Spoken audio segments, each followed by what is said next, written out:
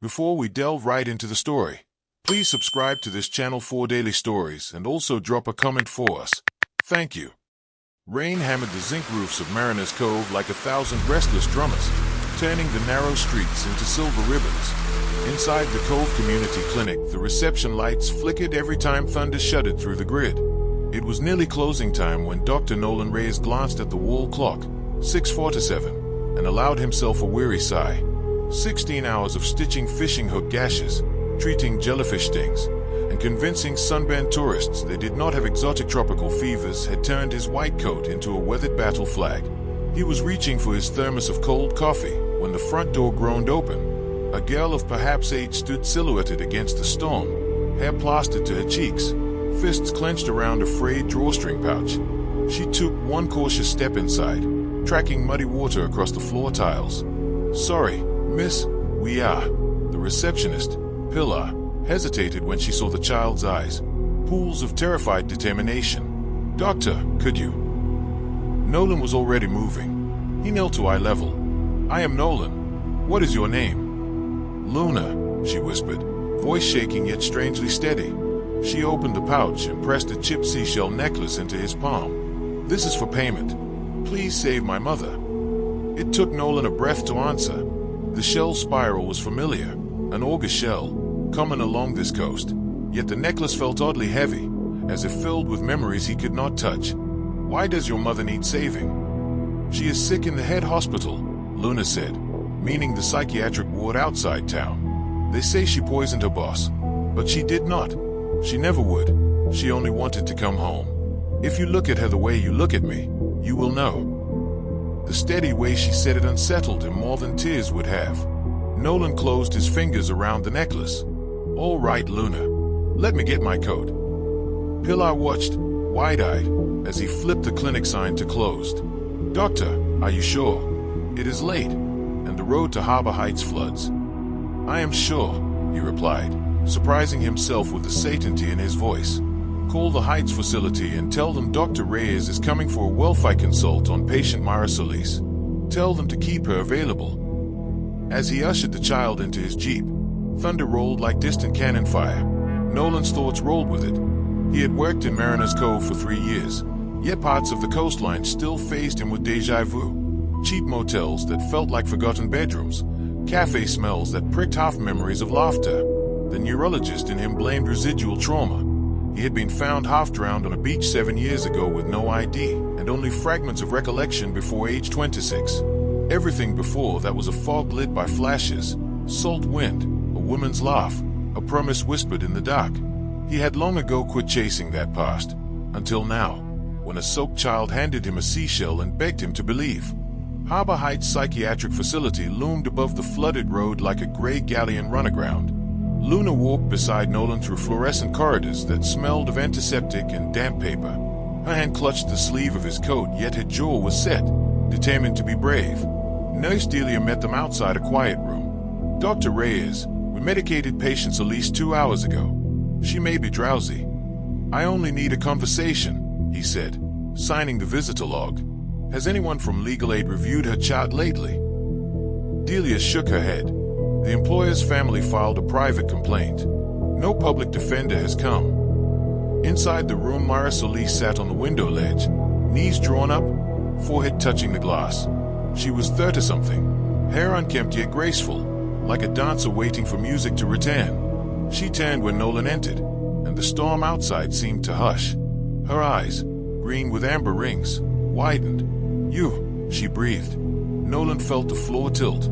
Something in her voice ricocheted through his mind. Waves crashing, a lantern swinging, the scent of sea lavender. "Myra, my name is Dr. Reyes. I came on behalf of your daughter." "Myra," she tasted the name as if it were both foreign and sacred.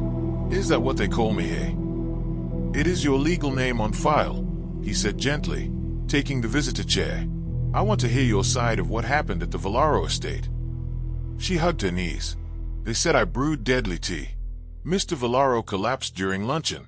The son called the police, and all I smelled was almonds from the teapot. I told them I tasted nothing bitter. They laughed. I do not know chemicals." Nolan opened the chart. Lab analysis had indeed found cyanide traces in the teapot, but he saw glaring holes, chain of custody breaks, no witness statements from kitchen staff, toxicology time too late to correlate. It was medical sloppiness, perhaps legal malice. Did anyone test Mr. Vallaro's medication? He was on nitroprusside for hypertension. That can metabolize into cyanide, Nolan mused aloud. Myra's eyes flickered. They would not listen. I was the easy answer. Luna stepped forward. Mama, this doctor believes you. Myra reached for her daughter's hand, then looked again at Nolan, studying each line of his face as if mapping constellations. Your name is Nolan, she whispered. Do you sail? He blinked. I used to study marine life. I have not sailed in years. A boat, she said faintly. A storm. You promised to come back. Tears gathered, but she brushed them away. Maybe that was only a dream. Nolan's pulse hammered. He closed the file to compose himself. Myra, I am going to dig deeper. I suspect you were framed, and if I can prove it, we will request your discharge. For Luna, she said, voice breaking. For all of you, he answered, and to his own surprise, he meant it with his entire heart. Outside, Luna walked alongside him. You looked like you knew her, she said. I felt as if I should, he admitted. Tell me, Luna, how did your mother and father meet? Luna frowned. Mama never speaks of Papa. She says he was lost in the water. All I have is a story she tells every night.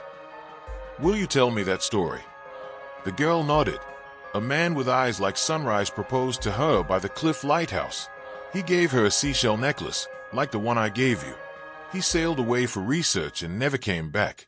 She named me after the moon because she watched every tide hoping he would return. Nolan almost swerved the jeep off the road. The shell in his pocket felt like a ticking clock. Back in his cottage he spread out maps, court documents, and old coastal newspapers. With each article his pulse quickened. Severe storm claims local researcher. Boat found empty near Pelican Reef. Wife and unborn child missing. The date on the clipping matched the summer. He had been found on a distant shore with no name.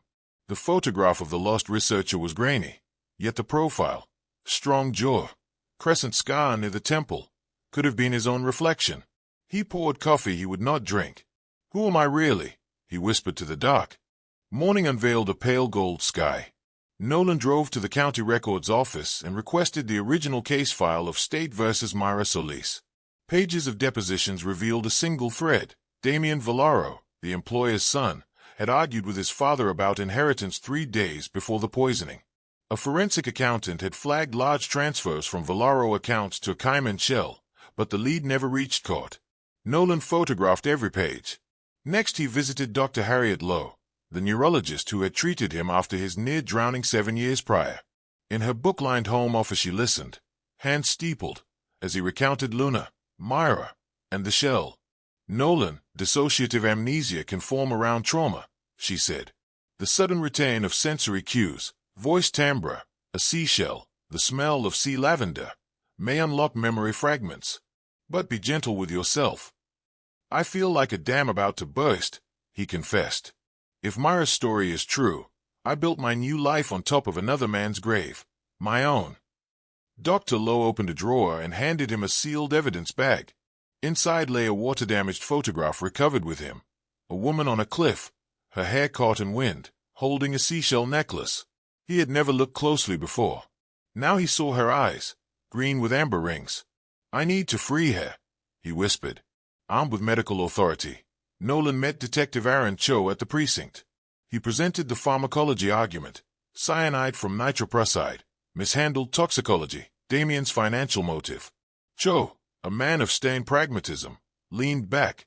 You think the son spiked his father's medication, then framed the housekeeper? I think science will prove it, Nolan replied. Cho rubbed his chin. I will reopen the inquiry if you produce conclusive lab work and a sworn statement from a toxicologist. I will have both by tonight. Meanwhile, Luna sat with Pillai at the clinic, drawing seashells on scrap paper. Do you think Dr. Nolan will come back? She asked. He promised, Pillai said. He always keeps his word. The receptionist paused, remembering the far-off look in Nolan's eyes, even when he does not yet know why. At sunset, Nolan confronted Damien Villaro in the marble foyer of the estate. Damien was slick in an Italian suit, sipping age rum. "Doctor, unless you are here to refill a prescription, I am busy." "I need the medication list your late father used the night he died," Nolan said. "Specifically the nitroprusside vials." Damien smirked. "They were disposed of. Hazardous waste requires signatures. Yet there are no disposal logs." The smirk faltered. "I am not on trial." "Not yet." Nolan stepped closer. "But the police will retest the teapot. They will subpoena the pharmacy records. When cyanide levels match the drug you administered, circumstantial doors become iron gates." Damien's glass rattled against the bar. "You have no proof." "Then you have nothing to fear if I dig," Nolan said quietly. "Release Myra voluntarily and donate the inheritance to the coastal orphanage. Or face trial." Damien's veneer cracked. "She will be out by dawn," he muttered. "But you cannot prove fraud against me." Nolan leaned in. "Justice does not sleep," he said, echoing an oath he could not remember learning. That night Nolan drove to Harbor Heights with a notarized release order. Myra walked out in borrowed clothes, her hand gripping Luna's. Under the moonlight she turned to Nolan. "You found the truth," she murmured. "But do you know who you are?" He gazed at her, heart pounding. "Not yet," he said. "Will you help me remember?" She nodded, tears shining. "I have prayed for that since the storm." Thunder rumbled far out at sea, like distant applause. The sky over Mariner's Cove burned copper at dawn as Nolan guided the jeep toward a lonely bungalow that had once been Myra's rented cottage. Luna squirmed with excitement in the back seat, holding tight to her mother's hand. Myra, however, stared out the window, fighting the tremor in her fingers. They were returning not simply to collect belongings, but to reopen the sealed vault of a life interrupted. When Nolan parked, Myra hesitated on the sagging porch step. The lattice was overgrown with morning glory vines, but he could still make out the faint outline of an engraved heart on the doorframe. M+N. Myra traced the carving. "You etched that the night we chose Luna's name. You said the moon pulls the tides the way my laughter pulled you in." She pressed her palm to her eyes. "I thought the sea had wiped the carving away, the same way it stole you." Inside, dust floated in the shafts of light like forgotten wishes. The cottage smelled of cedar and dried lavender. Myra opened a cedar trunk near the hearth. Within lay photographs bound with twine, a journal, and a waterproof bag. Nolan knelt beside her as she lifted out the journal first. The pages were mottled by damp, yet the handwriting was bold, his own. July 8th. Myra dove for moonshells. Said our daughter will wear them in her hair one day. July 29th. Storm warnings by the reef. But the specimens glow only at full tide. I promise to be careful. She said come home or I follow the moon until I find you. Nolan's throat closed. "I wrote this," he whispered. Myra untied the photos. One showed Nolan kneeling before her at a cliff's edge, presenting a silver band. Another captured a heavily pregnant Myra sending a wooden cradle while he painted tiny waves across its slats. Then came the waterproof bag. Inside, folded carefully, was a skipper's logbook. The final entry read, August 2nd, 9:45 p.m. Wind WSW, 48 knots. Mainsail torn. Taking on water. Specimens secure and hold. Must drop anchor at Pelican Reef. Myra, if I do not return with the dawn, know that every tide will carry my promise back to you. Nolan's knees buckled. Myra caught him, the journal pressing between them. You tried to come back, she said. The Coast Guard assumed the boat broke apart. But I drifted, he murmured. Images flooded his mind, waves smashing the bow, rope whipping across his forehead, darkness swallowing the horizon. He remembered clinging to wreckage until a distant lighthouse heartbeat faded, then cold black nothing. I washed ashore down coast with no memory. He looked at her in anguish. You thought I abandoned you. I never truly believed it, she said, but the grief became chains. Her voice quavered. When Damien framed me, I wondered if life was punishing me for loving ghosts. He cupped her face. I am not a ghost. Luna cleared her throat. Mema, look, my shells. She held up a strand of moonshells she'd found in an envelope labeled for Luna's first tide dance. Myra's eyes brimmed. Your father collected those. Nolan reached for the strand, memories of that moonlit dive snapping into clarity, the phosphorescent shimmer underwater, Myra's laughter echoing across the cove as she waited on the rocks. He kissed Luna's forehead. I thought I lost these. Outside, the storm-damaged boat cradle lay overturned in reeds. Nolan righted it and ran a hand over the paintwork, a line of stylized waves that matched the tattoo on his shoulder. He understood now why he'd chosen that design years earlier when he'd awoken nameless. Some instincts outlived amnesia. Myra laid a trembling palm over his heart. You carry pieces of us, even in forgetting. He turned, eyes fierce. I will carry you both into remembering. But first I have to clear the lost shadows Damien cast. Asterisk. That night Nolan filed a toxicology supplement with Detective Cho using a private lab's rush results. The cyanide in the teapot bore a chemical fingerprint identical to nitroprusside crystals, not potassium cyanide powder. Cho's stamp reopened across the case folder. Warrants followed. When Damien Villaro was arrested the next morning outside his father's law firm, cameras flashed like lightning nets. Myra watched the newsroom broadcast from Nolan's kitchen, clutching a steaming mug as the anchor declared her exoneration. She did not smile. Relief was too raw. Nolan placed his hands on her shoulders. Freedom is an open door, he said softly. But stepping through takes courage. She met his gaze. Walk with me. Always. Together they watched the sun climb beyond the horizon, painting their reflections in the window glass, two silhouettes stitching themselves back into a single story. Myra's official discharge came with counseling vouchers, apology letters from the state, and a modest compensation check. She signed every sheet with steady precision, then slipped the check under Nolan's coffee cup. House repairs, she explained. The roof leaks. Nolan accepted, though money felt paltry against years stolen. He spent days hammering shingles while Myra restored the garden. Luna chased butterflies through marigold rows, laughter returning to a pitch that made both parents pause, hand over heart, whenever they heard it. Yet behind the laughter lurked a thundercloud named Jade Whittaker. On the fifth morning Nolan stood in his small clinic office, finalizing legal paperwork to reclaim his birth surname, Nolan Adijo Reyes Solis, when Pilar peeked in. Doctor, a woman is in reception asking for you. Says it is urgent.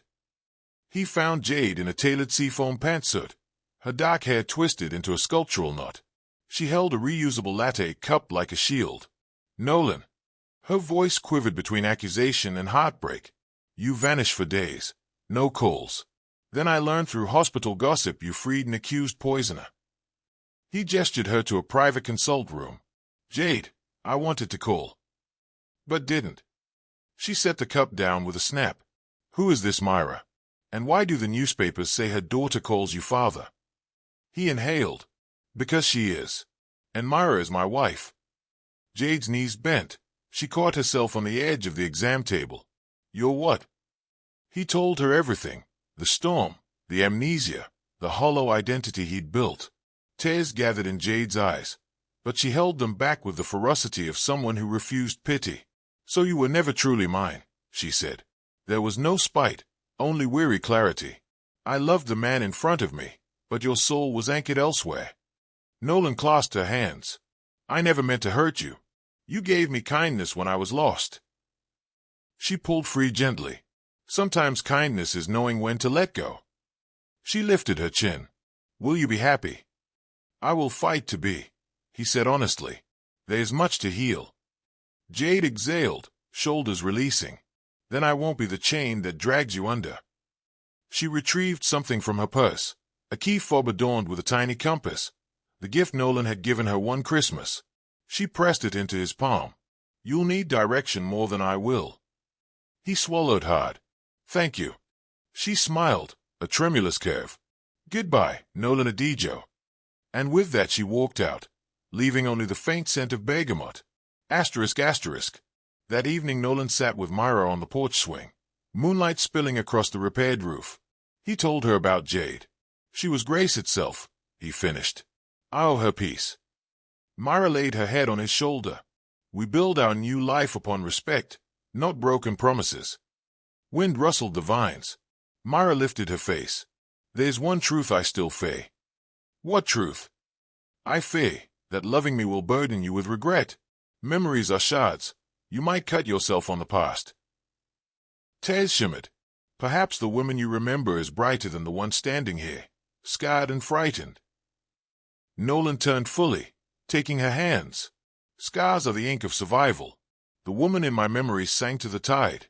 The woman before me faced false charges, isolation, and kept hope alive for a daughter. She is not dimmer. She is incandescent. Myra's breath caught. Then she kissed him, slow, searching, tasting tears and salt and the warmth that thrummed beneath their skin. Luna, half asleep in the doorway, whispered, "Pepper." Nolan opened his arms and she climbed onto the swing, nestling between them. All three gazed at the rolling surf beyond the dunes, water gleaming like spilled starlight. That night Nolan dreamed, not of waves swallowing but of waves delivering. In the dream he stood on Pelican Reef, holding Myra's hand while Luna played among tide pools.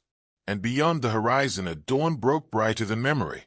The next week settled into rhythm, therapy sessions for Myra at dawn, clinic shifts for Nolan at noon, homeschool catch-up for Luna in the afternoons. Every evening they walked the shoreline collecting sea glass. Nolan saved the smoothest pieces in a jar labeled second chances. One gray morning Dr. Harriet Lowe rang their cottage bell. She carried a portable EEG kit and a small wooden box. "I ran additional scans on your old CT files," she told Nolan. "Your frontal lobe contusions have fully resolved. No neurological barriers remain to further memory recovery, if we guide it carefully." She explained a technique, repatterned exposure therapy. Myra would recount pivotal moments while Nolan listened under mild transcranial stimulation. The goal was to coax dormant connections awake, like tuning forks resonating. They set up in the sunroom. Electrodes touched Nolan's temples as Harriet powered the device. Myra sat opposite, holding a faded photograph of their wedding. "Begin with the rain," Harriet prompted. Myra inhaled. It was a warm season storm, sheets of silver rain so dense the horizon vanished. "You wore your yellow slicker, laughing that pirates feared no water. You kissed me through the hood and said." Nolan's eyes flew open. "Every tempest is just the sea sending postcards." His voice cracked. "Good," Harriet murmured, adjusting dials. Next memory. Myra described the night Luna kicked for the first time, how Nolan knelt and pressed his ear to her belly, singing a lullaby in the language of his grandmother. Nolan began humming the tune before he even realized it. Tears leaked down Myra's cheeks, and he matched them. Memory after memory unspooled, building a driftwood crib, midnight swims among bioluminescent plankton, drafting plans for a community clinic that merged marine research with coastal health. With each recollection, Nolan's haggard features softened, as though the architecture of his soul were knitting back together. After 2 hours, Harriet removed the electrodes. "That is enough for today. Neural fatigue can backfire." Nolan swayed, dizzy with recovered color. He reached for Myra, who steadied him. "I remember the lighthouse proposal," he whispered. "I wrote your name with sparklers in the air." Myra laughed through tears. "And nearly set your trousers aflame." Their foreheads touched. Harriet packed up quietly, leaving the wooden box on the table. Inside lay Nolan's personal effects from the night he was found, a tarnished wedding band and a driftwood carving of 2 interlocked waves. Nolan slipped the ring onto his finger. The metal slid home as if greeting an old wound now healed. Asterisk asterisk. Days melted into early summer. Myra painted murals on the clinic's pediatric wing, coral reefs bursting with angelfish. Nolan refurbished the derelict marine lab, rechristening it the Luna Center in their daughter's honor. One afternoon, as they catalogued rescued sea turtles, Luna burst in, waving a school flyer. "Papa, Mama, there's a father-daughter dance next month. Can we go?" Myra blanched. Crowd still triggered her. Nolan knelt. "We will practice together until it feels safe." For weeks they cleared the living room rug after dinner. Nolan played soft high-life music while Luna stood on his shoes, giggling. Myra watched, heart swelling. Slowly she joined, first tapping her foot, then swirling with them until laughter shook the rafters. The night of the dance, Myra wore a sea-green dress Nolan once bought on a forgotten honeymoon. Luna, in a matching sash, beamed under fairy lights strung across the town hall. When the band played Moonglow Serenade, Nolan lifted Luna high as she scattered handfuls of moonshells onto the dance floor. Applause erupted. Myra bowed, cheeks flaming with joy instead of shame. Myra whispered to Nolan, We are piecing ourselves back together, aren't we? He kissed her knuckles. Each beat a stitch, each step a vow.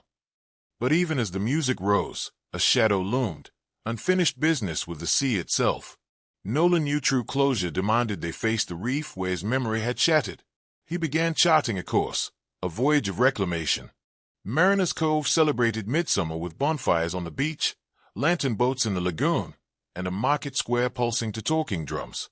Nolan, Myra, and Luna wandered the stalls, sampling sweet plantain fritters and salt caramel gelato. It felt like life's victory lap, until a hush rippled through the crowd. Reporters pivoted, phones lifted, and a sleek electric sedan rolled to a stop near the stage. The back door opened to reveal Jade Whittaker, but not alone. At her side stood Professor Ulrich Dane, the visiting global health philanthropist funding Mariner's new university hospital. Ulrich signaled the event MC that he wished to speak. Nolan's heart slid toward his shoes. He had told Myra Jade had left gracefully. He had not foreseen Jade becoming the patron's special guest. Luna squeezed her father's hand. "Papa, why are people staring?" "Because stories travel," he muttered. On stage, Ulrich praised Mariner's resilience after recent scandals and announced a major donation, $10 million to build a state-of-the-art coastal research wing, to be named the Whittaker Dane Oceanic Center. Jade's smile sparkled. Photographers captured her from every angle. When applause died, Jade requested the microphone. "This town healed my heart," she said, scanning faces until her gaze locked on Nolan. "I learned that loving someone sometimes means letting them return to the sea that calls them. Today I honor the tide that swept us apart by investing in the community that brought us together."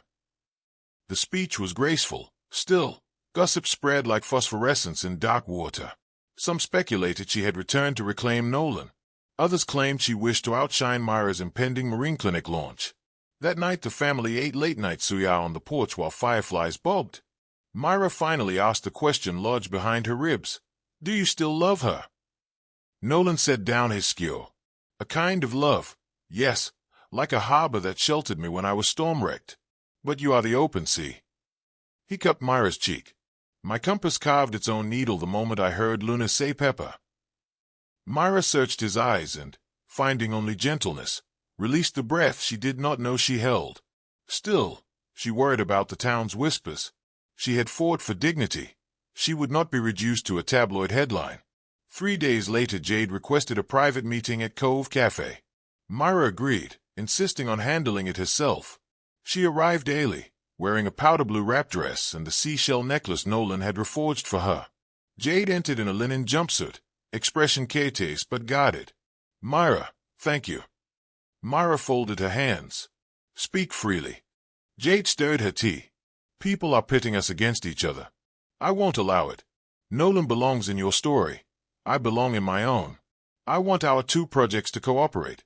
Your Luna Center can refer complex cases to the Whittaker Dane Wing, and vice versa." Myra blinked. "You wish to collaborate?" "Health is not a zero-sum game," Jade said softly.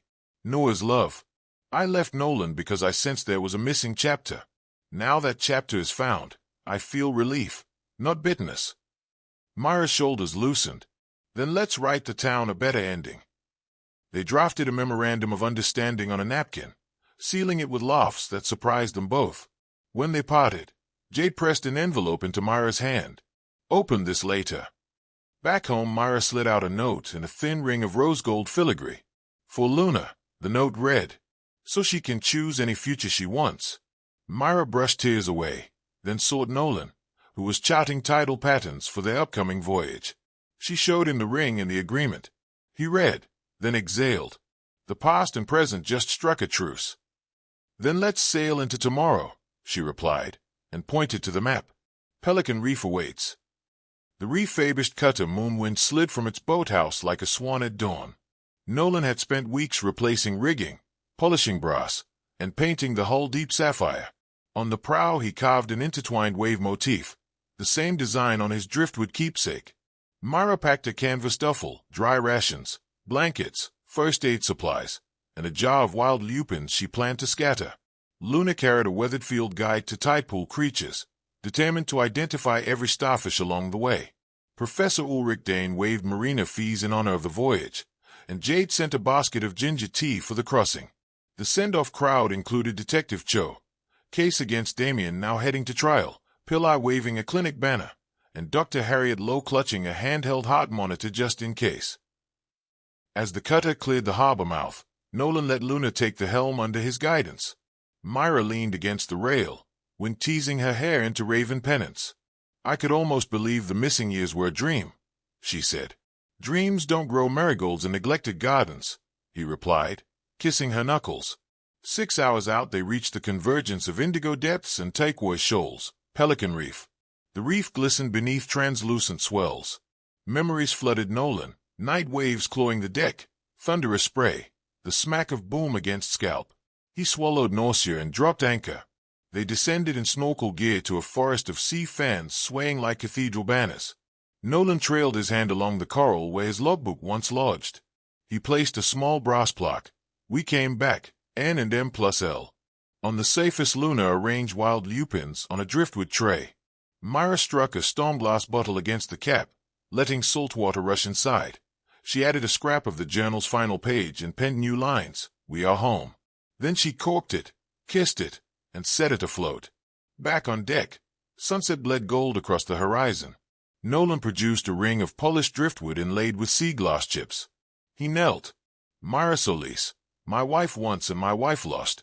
Will you marry me again under open sky, with the tides as witnesses and the stars as choir?" Tears streamed down Myra's cheeks. "Yes, yes, 1,000 dawns, yes." Luna clapped, nearly capsizing the dinghy tethered astern. They celebrated with ginger tea and bread still warm from a galley tin oven. Nolan strummed a battered guitar, leading a husky rendition of Moonglow Serenade.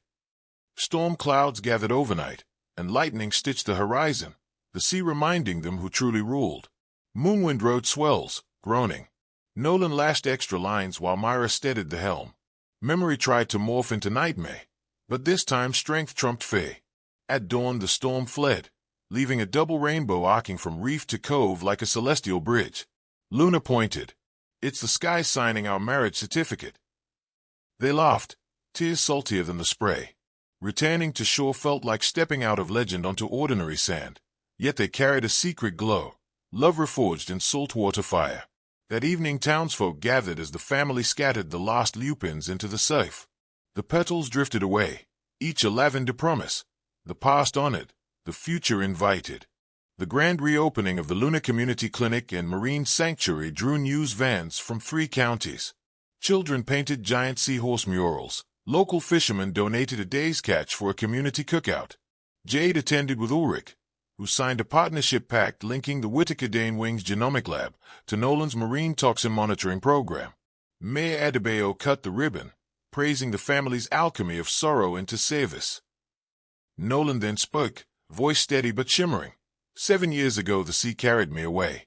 Today it delivers me back, not the same man, but a better one, because memory grew in the fertile soil of community. Myra followed, recounting her ordeal with a grace that silenced gull cries. "When justice sleeps," she said, "hope must keep watch." She announced a scholarship fund in Damien Villaro Sr.'s name, honoring the father, separating him from the son's crimes. Reporters scribbled furiously. Some wiped eyes. Inside, the clinic hummed with first patients. Luna acted as junior guide, showing children the touch tank where rescued starfish awaited release. She wore Jade's gifted rose gold ring on a chain, a reminder that kindness could echo like conch shell sound. Weeks later the courtroom rang with the gavel as Damien Villaro was found guilty of aggravated poisoning and fraud. Myra delivered a victim impact statement that ended, "I choose to let the tide carry away bitterness. May justice teach you to swim." The same afternoon Nolan legally restored his full birth name, Nolan Adijo Solis, dropping Reyes, his foster surname, but honoring the family who saved him by naming a clinic scholarship after them. Renovation of the adjacent marine lab transformed it into an airy atrium of saltwater tanks, solar-powered microscopes, and tide pool classrooms. Schools buzzed in students. Tourism brochures touted the center as coastal stewardship exemplified. One blustery autumn day, Myra found Luna on the breakwater, arms spread to gale. "I'm catching wind for when I fly," the girl declared. "Where do you plan to go?" Myra asked. "Everywhere. but I'll always glide back like a boomerang gull. Myra hugged her daughter, marveling at hope reborn without apology. She remembered nights in the psychiatric cell counting cracks on the ceiling. Now she counted sea birds instead. At home, Nolan studied ultrasound images of their unborn son, announced quietly after the voyage. He traced the fuzzy outline of tiny kicking legs. "Kaya Dijo Solis," he whispered. "May you be brave as the ocean that named you." That winter the town hosted its first festival of returned tides, celebrating recovery and resilience. Bonfire storytellers recounted the family saga. Lanterns shaped like driftwood rings floated on the lagoon. Myra read a poem titled Tidal Stitches, dedicating it to every soul mended by mystery. When fireworks crowned the sky, Nolan slid an arm around her waist. "We are no longer the tale of tragedy," he said. "We are the anthem of after." She kissed him under the multicolored sparks. And the chorus has only begun. 2 springs later, Dawn tiptoed into the birthing suite of Mariner's new hospital wing. Myra, brow slick with exertion, gripped Nolan's hand as baby Kai slipped into the world wailing like a triumphant gull. The midwife swaddled him in algae green cloth and placed him on Myra's chest. She wept, joy so fierce it shocked her lungs. Nolan kissed her hair, whispering prayers in EE and English. Luna peeked around the curtain, eyes wide. "He's so small." "He'll outgrow us all," Nolan chuckled, then lifted his son. Tiny fingers wrapped around his thumb, anchoring him to the present with stronger force than any storm. Kai's birth became headline news. From lost at sea to father of TWO, the doctor who rode back to his life. Gifts arrived from strangers, hand-knit booties, shell mobiles, letters thanking the family for proving hope unsinkable. Life found new cadence, night feedings under lighthouse glow, clinic by day, lullabies by surf. Luna taught Kai to clap at waves. Kai rewarded her with gummy grins. Myra chronicled milestones in a leather journal, a sequel to the one water-stained years earlier. One summer evening, exactly 9 years after Nolan's boat capsized, the family hosted a beachside commemoration. Friends gathered as Nolan erected a sculpture of welded driftwood and reclaimed sailcloth titled Promise Returned. At its base he buried the skipper's logbook and the bottle containing "There We Are Home" note, sealing the earth with a conch shell. Myra spoke to the crowd. "We bury grief, but we plant gratitude." She touched the sculpture, now catching sunset like stained glass.